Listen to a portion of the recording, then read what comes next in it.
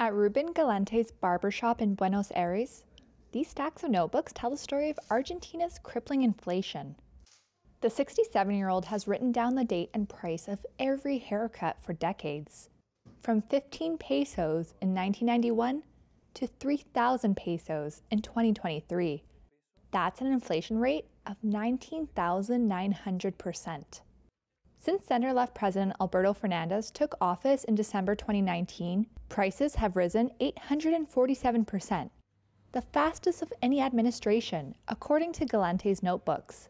Yo lo que veo es que esta crisis, digamos que What I see is that this crisis began in the government of Cristina. Then Macri could not solve it, and neither could Alberto. It is a very long crisis.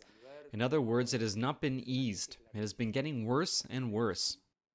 At a rate of 124% annually, inflation is at the highest level since 1991.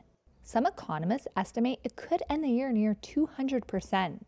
It's a far cry from the economic outlook when Galante first opened up his shop in 1982, the last year of military dictatorship.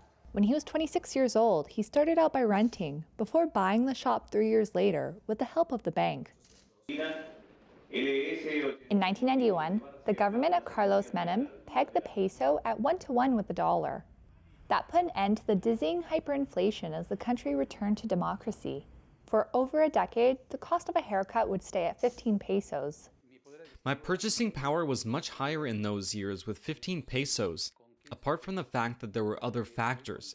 Property, for example, was worth much less in dollars. I was able to buy my first flat in 1989 for $23,000. Today, a flat with those characteristics is not less than $120,000, and I could buy it by saving peso after peso without credit. Pressure started to build in the late 90s as overspending ballooned and unemployment spread. By 2001, the country was in an economic crisis. Amid riots, President Fernando de la Rua fled the presidential palace by helicopter. With the 1-to-1 peg undone, inflation made a comeback. Today, the painful cost of living crisis has left 4 in 10 people in poverty.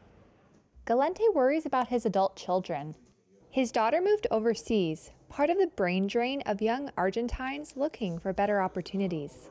He says his son in Buenos Aires is not making strides. My son has a music academy. The academy is working at full power, and yet he can't buy property. He can't buy a car. He's working very hard, but the money is not enough. Inflation is one of the biggest issues on voters' minds ahead of the October 22 election. Bolstering support for right-wing radical Javier Milei. His platform includes scrapping Argentina's peso. But the libertarian's aggressive personality has turned off Galante, who is eyeing mainstream conservative Patricia Bullrich instead. yo creo que la Argentina has a way out of this. The way out is political. Our country has resources. It has many things to be able to be better, but it seems no one can agree on a model of how to get there.